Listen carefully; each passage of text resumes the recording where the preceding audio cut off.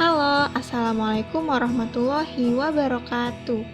Perkenalkan, nama saya Gita Fitri dari jurusan Pendidikan IPA Universitas Sultan Ageng Tirtayasa. Di sini, saya akan melakukan praktikum struktur fungsi hewan dan tumbuhan tentang reproduksi aseksual atau vegetatif buatan pada bunga mawar dengan teknik STEC.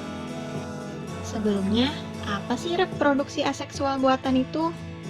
Nah, reproduksi aseksual atau vegetatif buatan adalah suatu proses perkembangbiakan tak kawin yang terjadi pada tumbuhan dengan keterlibatan atau campur tangan manusia. Reproduksi vegetatif secara buatan sering dilakukan untuk menghasilkan individu baru yang memiliki sifat sama dengan induknya. Selain itu, dengan reproduksi vegetatif akan lebih cepat diperoleh hasil. Beberapa cara reproduksi vegetatif secara buatan adalah mencangkok, merunduk, menyambung atau enten, menempel atau okulasi, dan stek. Nah, pada praktikum kali ini, saya akan menanam tanaman bunga mawar dengan teknik stek. Apa sih stek itu? Stek adalah sistem perkembangbiakan aseksual dengan cara memotong atau memisahkan dari induk bagian dari suatu tanaman, kemudian dipindahkan atau ditanam menuju tanaman yang lainnya untuk menghasilkan individu baru. Tanaman yang dapat di-stek, misalnya seperti ketela pohon, tebu, bunga mawar, dan lain-lain. Pada praktikum kali ini, saya akan menggunakan tanaman yaitu menurut Marlina dan kawan-kawan pada tahun 2009, mawar atau dalam bahasa ilmiah yaitu Rosa sp. dijuluki ratu segala bunga karena keindahannya, kegunaan, dan keharumannya. Berdasarkan kegunaannya, mawar dikelompokkan ke dalam bunga potong, mawar tanam, mawar tabur, dan mawar bahan kosmetik.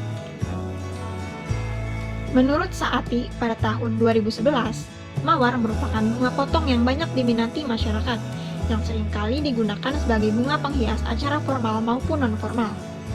Bunga mawar yang sudah layu ternyata masih mengandung pigmen antosianin berjenis malvidin dan cyanidin glikosida. Selanjutnya, manfaat teknik stek. Nah, berikut ini merupakan manfaat dari perbanyakan tanaman dengan cara stek. Yang pertama, stek lebih banyak dipilih oleh petani karena bahan yang dibuat untuk membuatnya hanya sedikit dan dapat diperoleh jumlah bibit dalam jumlah banyak. Yang kedua, tanaman yang dihasilkan stek lebih cepat berbuah. Kualitas tanaman hasil stek sama persis dengan tanaman induknya.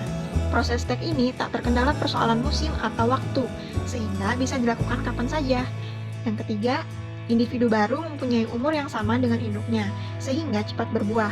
Bisa memperbanyak secara kontinu, tidak memerlukan teknik yang rumit sehingga siapa saja bisa melakukannya. Akan tetapi, keberhasilan perbanyakan ini tergantung pada bagaimana cara penyetakan yang dilakukan. Mari kita menanam tanaman bunga mawar dengan teknik stek. Adapun alat dan bahan yang kita gunakan yaitu ada obeng, skop atau sendok tanah, gunting pohon, gelas bekas aqua, tanah, air, dan tangkai mawar. Berikut adalah langkah kerja yang akan kita lakukan. Yang pertama, siapkan alat dan bahan yang akan digunakan dalam menanam tanaman bunga mawar dengan teknik stek. Yang kedua, lubangi gelas plastik bekas dengan menggunakan obeng yang telah dipanaskan dengan api. Nah, lubang ini digunakan sebagai tempat keluarnya air. Langkah yang ketiga yaitu masukkan tanah sebanyak setengah gelas aqua bekas ke dalam gelas aqua bekas dengan menggunakan sekop atau sendok tanah. Langkah yang keempat yaitu masukkan batang tanaman bunga mawar yang telah dipotong miring dengan menggunakan gunting pohon ke dalam gelas bekas aqua yang telah diisi tanah sebanyak setengah gelas. Selanjutnya, langkah yang kelima yaitu masukkan tanah lagi ke dalam gelas bekas yang telah ditanami batang bunga mawar hingga penuh. Langkah yang keenam yaitu siram tanaman mawar yang telah selesai ditanam dengan air hingga lembab dan lakukan penyiraman setiap pagi dan sore dengan teratur. Berikut adalah hasil pengamatan. Nah, pada praktikum kali ini saya melakukan pengamatan pada tanggal 21 Mei hingga 3 Juni tahun 2021. Berdasarkan hasil pengamatan hari ke-1, pada hari pertama belum ada tunas yang tumbuh. Selanjutnya pada hari kelima, terlihat tunas tumbuh sedikit beberapa senti. Berikutnya, pengamatan pada hari ke-10, tunas yang tumbuh semakin bertambah tinggi ukurannya. Dan pengamatan pada hari ke-14, terlihat tunas yang tumbuh dan semakin bertambah ukurannya. Terlihat pada hari ke-14 ini, tunas berubah menjadi mekar. Terima kasih. Wassalamualaikum warahmatullahi wabarakatuh.